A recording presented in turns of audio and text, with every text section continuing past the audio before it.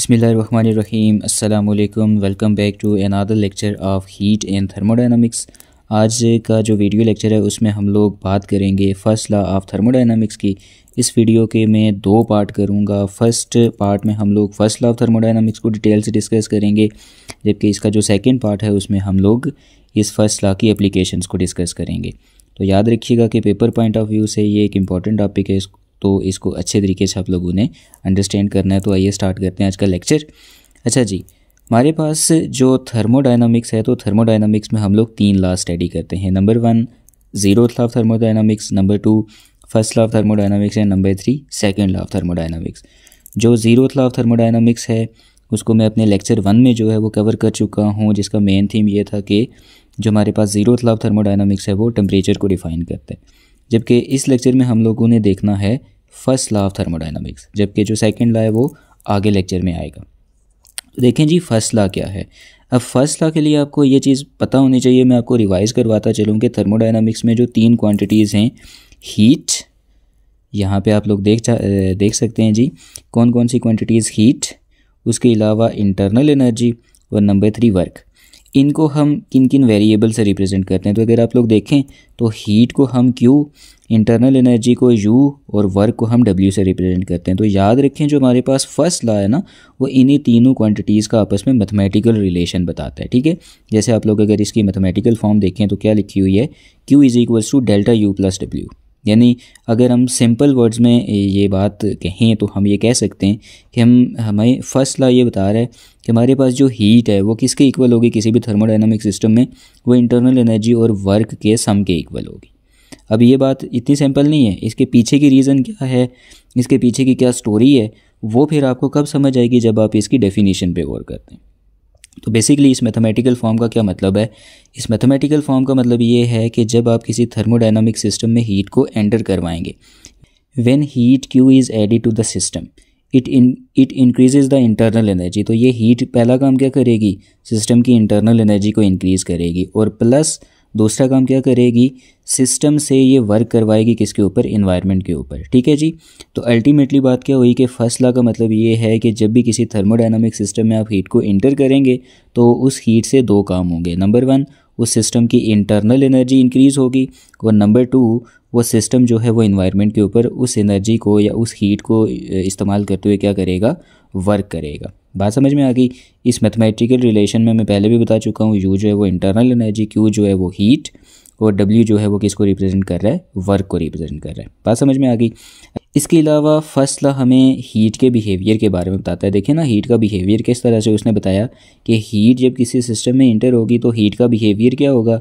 Number 1, पहला behaviour उसका ये होगा कि वो सिस्टम की इंटरनल एनर्जी को इंक्रीज़ करेगी, और दूसरा किस तरह से बिहेव करेगी कि वो सिस्टम से वर्क करवाएगी किसके ऊपर, सराउंडिंग के ऊपर। तो ये हीट का बिहेवियर है। तो फर्स्ट लॉ हमें किसके बारे में बता रहा है, हीट के बिहेवियर के बारे में बता रहा है जब ये किसी सिस्टम में इंटर होती है। ठीक है, और कैसे और क्यों ये दो ऑब्जेक्ट्स के दरमियान हीट का ट्रांसफ़र होता है, इस चीज़ को भी फर्स्ट लॉ ऑफ थर्मोडायनामिक्स जो है वो हमें बताता है, because of the temperature difference. अच्छा, अब हम इसकी एक्सप्लेनेशन की बात करते हैं। तो आसान सी बात है। देखें जी, अभी हमने कहा ना कि when heat is Q added to the system, तो जब हीट ऐड होगी तो इससे क्या होगा। अब इसी चीज़ की, यानी ये जो हमने कहा ना, हीट ऐड होगी तो उससे इंटरनल एनर्जी चेंज होगी, और नंबर 2 वर्क होगा। तो अब इंटरनल एनर्जी क्यों चेंज होगी और वर्क क्यों होगा, इसी चीज़ को हम basically when heat is added to the system इसमें देखने वाले हैं। ठीक है जी। अब ज़रा बात को गौर से समझिएगा। देखिए क्या कहता है कि when heat is added to the system it increases the internal energy by rise in temperature of the system.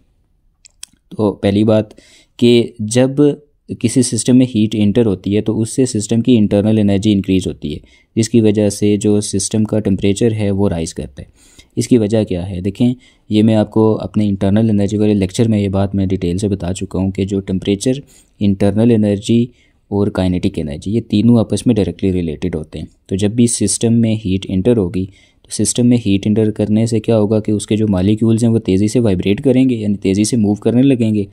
जब वो तेज़ी से मूव करेंगे तो उनकी काइनेटिक एनर्जी बढ़ेगी, काइनेटिक एनर्जी बढ़ेगी तो इंटरनल एनर्जी बढ़ेगी, तो इंटरनल एनर्जी बढ़ेगी तो टेम्परेचर बढ़ेगा। Is that clear.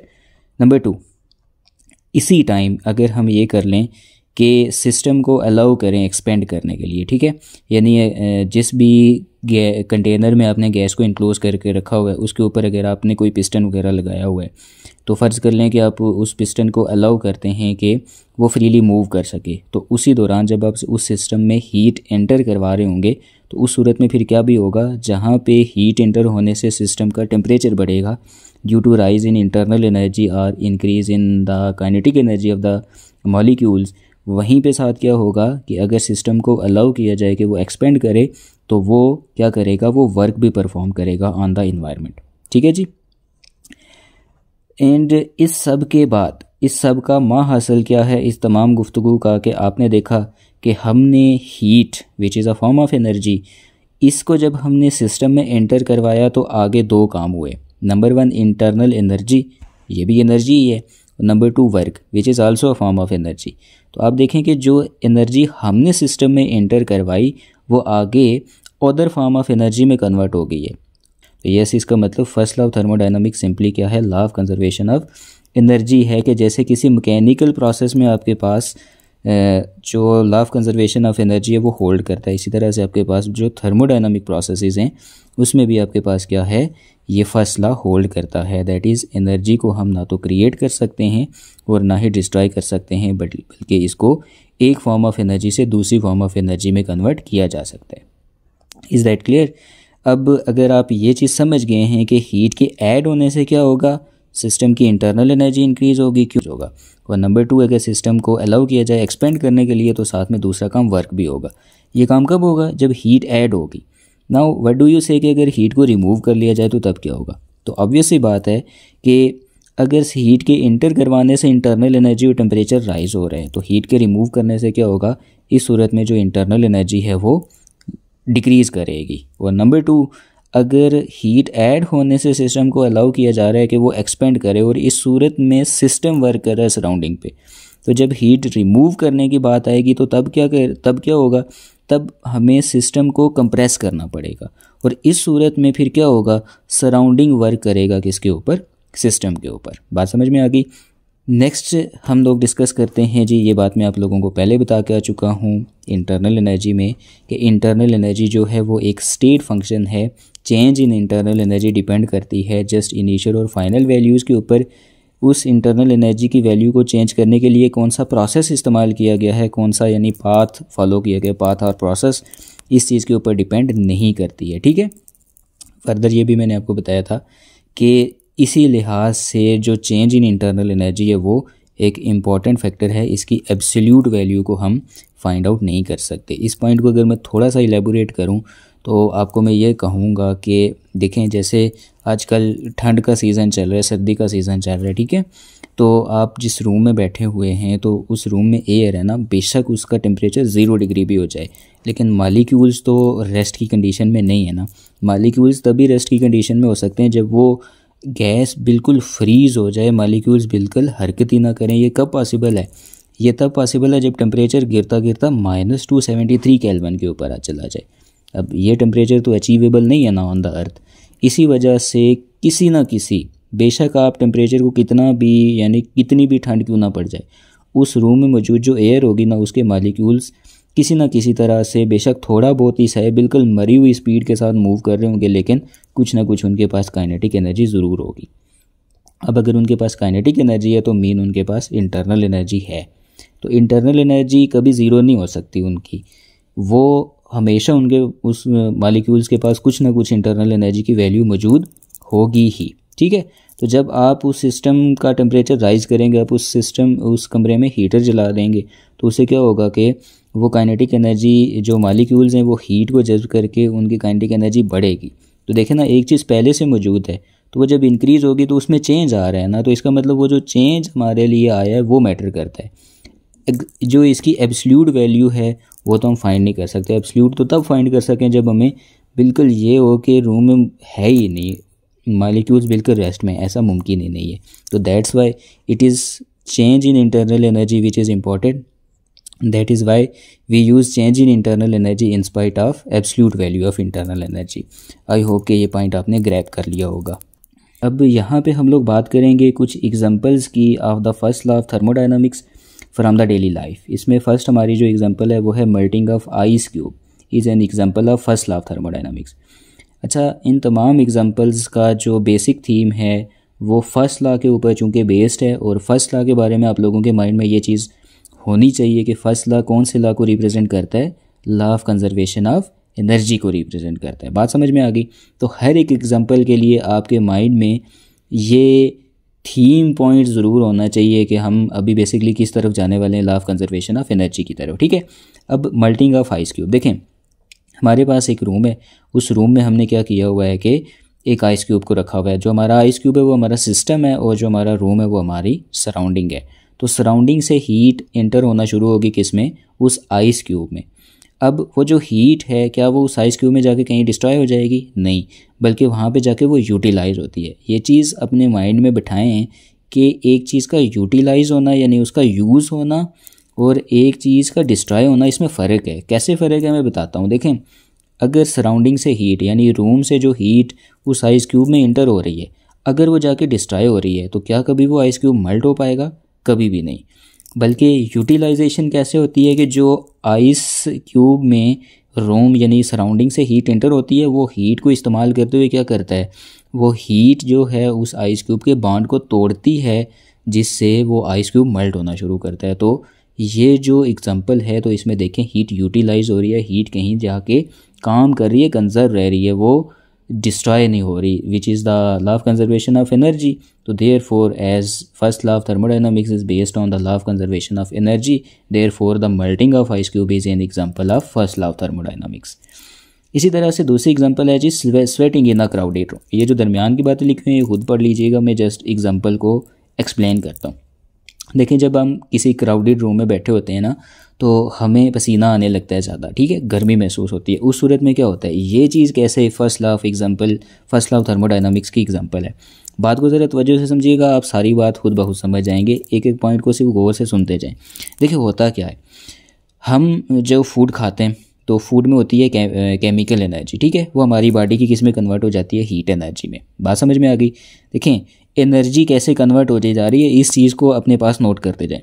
पहली है जी केमिकल एनर्जी। कौन सी एनर्जी है? Chemical energy. केमिकल एनर्जी से बॉडी की कौन सी एनर्जी बन गई? हीट एनर्जी बन गई।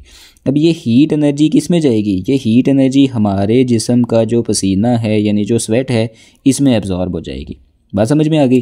तो केमिकल एनर्जी, फूड की जो एनर्जी है केमिकल एनर्जी, उससे हीट एनर्जी बनी। हीट एनर्जी किसने जज्ब कर ली? स्वेट ने जज्ब कर ली। अब स्वेट क्या करेगा कि स्वेट इस हीट एनर्जी को लेते हुए इवेपोरेट होगा।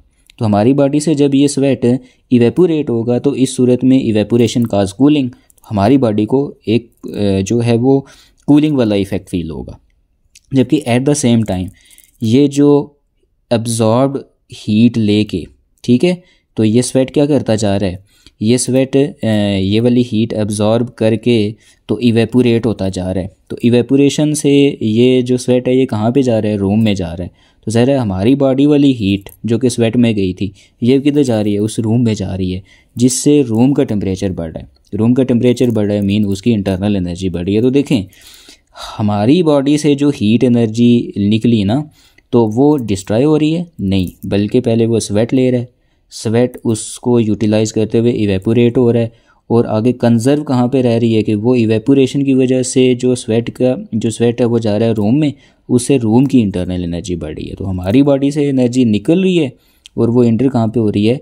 उस रूम में मौजूद जो एयर है उसकी इंटरनल एनर्जी को बढ़ाने के लिए। तो यहाँ पे भी अगेन एनर्जी कंजर्व रह रही है। जो हमारी बॉडी से निकली है ना एनर्जी, वो इधर से तो निकल गई है लेकिन आगे जाके कंजर्व है। This is the beauty of first law of thermodynamics which says that कि एनर्जी आपके पास कंजर्व रहती है इन थर्मोडायनामिक प्रोसेसेस आल्सो। समझ आ गई जी ये बात भी? अच्छा, इसी तरह से हमारे पास है तीसरी एग्जांपल कि जब हम एक कार के टायर में पंप की मदद से हवा भरते हैं, तो ये भी आपके पास एक फर्स्ट लॉ की एग्जांपल है। अब ये कैसे है? ऐसा क्या मैं इसको आपके बिहाफ पे छोड़ दूँ समझाने के लिए? वीडियो को पास करके थोड़ी देर आप लोग समझने की ट्राई करें ना कि ये कैसे है। अच्छा, आई गेस कि आपने अपने अपने तौर पर जो है इसको अंडरस्टैंड कर लिया होगा। अब मैं बताता हूँ आपको। देखें, जब हम पंप में भी क्या मौजूद होती है? एयर मौजूद होती है ना, या पंप से जो एयर जा रही होती है टायर में, तो टायर में क्या मौजूद होती है? एयर मौजूद होती है। अब बात को ज़रा गौर से समझिएगा। हम क्या करते हैं, हम जब उस पंप का हैंडल ज़ोर ज़ोर से नीचे दबा रहे होते हैं ना, तो वो जो एयर हम उसमें फिल कर रहे होते हैं, तो पंप उस एयर को क्या कर रहा होता है, कंप्रेस कर रहा होता है। कंप्रेस करने का मतलब क्या है कि वो बढ़ा रहा होता है उसका प्रेशर क्या कर रहा होता है, इंक्रीज़ कर रहा होता है। अब प्रेशर इंक्रीज़ होने से टेम्परेचर क्या होगा, इंक्रीज़ होगा अकॉर्डिंग टू गैलोसिक लॉ। ठीक है जी, कि pressure is directly proportional to temperature. अब चूँकि प्रेशर बढ़ रहा है, पंप जब हम पंपिंग का प्रोसेस कर रहे हैं, प्रेशर बढ़ रहा है, उससे टेम्परेचर बढ़ रहा है। टेम्परेचर बढ़ने का मतलब इंटरनल एनर्जी बढ़ रही है। ठीक है, तो देखें हम जो पंपिंग का प्रोसेस कर रहे हैं, तो हमारा पंपिंग का प्रोसेस करना कौन सी एनर्जी है, हमारी मैकेनिकल एनर्जी है। हमारी जो मैकेनिकल एनर्जी है वो आगे किस में कन्वर्ट हो रही है, उसकी वजह से जो कंप्रेशन जा रही है उस पंप में मौजूद एयर में, या वो जो एयर फिर आगे टायर में ट्रांसफ़र हो रही है, इसमें जा रही है, हमारी मैकेनिकल एनर्जी कन्वर्ट होकर अब उसकी इंटरनल एनर्जी बढ़ रही है। तो इस प्रोसेस में भी आप लोग देख सकते हैं कि जो इंटरनल एनर्जी है वो एक फॉर्म ऑफ एनर्जी से दूसरी फॉर्म ऑफ एनर्जी में तो कन्वर्ट हो गई है, लेकिन कहीं पे डिस्ट्रॉय नहीं हुई, कहीं पे वेस्ट नहीं हुई। ठीक है जी, तो आई गेस कि ये एग्जांपल भी आपको क्लियर होगी। सिमिलरली अगर ये तीन अगर आपको बातें समझ में आ गई हैं, तो human metabolism is an also example of first law of thermodynamics. तो बात वही है जी कि जब हम लोग, ज़ाहिर है हम लोगों को काम करने के लिए जो है वो एनर्जी चाहिए होती है। हमारा काम करने का मतलब ये है कि हमारी मैकेनिकल एनर्जी, जब हमें मैकेनिकल एनर्जी की ज़रूरत है, तो मैकेनिकल एनर्जी आएगी कहाँ से, हम फूड खाएंगे, फूड की जो केमिकल एनर्जी है उसको इस्तेमाल करते हुए आगे हम कौन सी एनर्जी में यूटिलाइज़ करेंगे, एज मैकेनिकल एनर्जी। तो यहाँ पे अगेन आपके पास क्या है, ये जो ह्यूमन मेटाबॉलिज्म का प्रोसेस है ये भी आपके पास है, इज़ एन एग्जांपल के जिसमें एनर्जी कंजर्व रहती है। तो देयरफॉर ये वो तमाम प्रोसेसेस हैं जिसमें जो एनर्जी है वो कंजर्व रहती है, कहीं पे डिस्ट्रॉय नहीं होती। दैट्स वाई जो हम कहते हैं कि first law of thermodynamics is based on law of conservation of energy. ठीक है जी, तो आई गेस कि इतनी ज़्यादा डिस्कशंस करने के बाद ये तो आपको पता चल गया होगा कि फर्स्ट लॉ ऑफ थर्मोडायनामिक्स की इसके अलावा बेशुमार के एग्जांपल्स हैं। आप लोग बल्कि यूँ करें कि गूगल करें और इसके अलावा कोई एग्जांपल आपके माइंड में ज़रा खुद से भी सोचने की कोशिश करें, गूगल भी करें, उसको ज़रा कमेंट में पिन कीजिएगा ना, मैं देखूं कि आप लोगों ने इसके अलावा और कौन कौन सी एग्जांपल्स तलाश किए हैं। ठीक है जी, सेकेंड लास्टली हम लोग डिस्कस करते हैं features of first law of thermodynamics, यानी फर्स्ट लॉ ऑफ थर्मोडायनामिक्स की क्या खूबियाँ हैं, क्या इसकी खूबसूरती है। पहली खूबसूरती जी कि इसने हमें ये बताया कि एक कोई स्टेट वेरिएबल एग्जिस्ट कर रहा है जिसका नाम है इंटरनल एनर्जी। नंबर 2, ये हमें law of conservation of energy के बारे में बताता है। नंबर 3 जी, ये हीट को डिफ़ाइन करता है एज एनर्जी इन ट्रांजिट, यानी ये फर्स्ट लॉ ऑफ थर्मोडायनामिक्स है जिसने ये बताया कि जब एनर्जी मोशन में होगी तो उस मूविंग एनर्जी को हम क्या बोलेंगे, हीट। ठीक है जी, थर्ड पॉइंट इसका। और फोर्थ पॉइंट आप लोग जानते हैं जी, जो कि अभी मैंने लेक्चर के स्टार्ट में बता दिया था कि ये डिस्क्राइब करता है mathematical relationship between internal energy, heat and work. Now last but not the least and important one, limitations of first law of thermodynamics. अच्छा जी, देखें, it does not give information about the direction of flow of heat. ये तो हमें पता चल गया कि heat system में इंटर होगी ज़रूर, आगे काम ये करेगी, लेकिन direction of flow of heat के बारे में इसने कोई इन्फॉर्मेशन नहीं दी कि हीट कोल्ड बॉडी से हार्ट में जाएगी या हार्ट से कोल्ड में जाएगी। तो ये ऑब्वियसली ये तो एक जनरल सा कंसेप्ट आपको पता है कि हीट हार्ड बॉडी से कोल्ड में जाती है, लेकिन ये कंसेप्ट फर्स्ट लॉ नहीं दे सका था, इसको फिर आगे सेकंड लॉ ने एक्सप्लेन किया था। ठीक है जी, उसको जब हम डिटेल से देखेंगे तो उसमें ये बात हम लोग ज़रूर करेंगे। सिमिलरली इसने ये तो बताया था कि देखें ना, हीट सिस्टम में इंटर होगी तो आगे वर्क होगा, लेकिन कितनी एनर्जी से कितना वर्क होगा, यानी जो सिस्टम में एनर्जी इंटर होगी उससे आगे how much heat will be converted into work, ये इसने नहीं बताया था, जबकि इसकी एक्सप्लेनेशन भी सेकेंड लॉ ने ही दी थी in the form of engine. अच्छा, और सॉरी एफिशिएंसी। और लास्ट कि it does not tell whether a thermodynamic process will occur or not, जबकि इस चीज़ की भी एक्सप्लेनेशन, ये जो तीनों लिमिटेशंस है ना, इसको फिर फर्दर एक्सप्लेन किया था किसने, सेकंड लॉ ऑफ थर्मोडायनामिक्स में। तो इंशाल्लाह जब मैं second law of thermodynamics explain करूँगा तो मैं इसकी लिमिटेशंस को, इसकी जो लिमिटेशंस हैं बेसिकली ये उसके फीचर्स बन जाएंगे। तो आप यूँ कह सकते हैं कि तब मैं ये लिमिटेशंस को रिलेट करूँगा उसके फीचर्स के साथ, तो इंशाल्लाह ये बात आपको समझ में आ जाएगी। फ़िलहाल आई थिंक ये आप लोगों की जो एक्सरसाइज है आगे टेक्स्ट बुक की उसमें ये एक शॉर्ट क्वेश्चन भी है, तो ये 3 मार्क्स के लिए इनफ है जी, आप ये लिख सकते हैं। तो ये था हमारा लेक्चर आज का, जिसमें हमने मेनली डिस्कस किया कि फर्स्ट लॉ ऑफ थर्मोडायनामिक्स क्या होता है।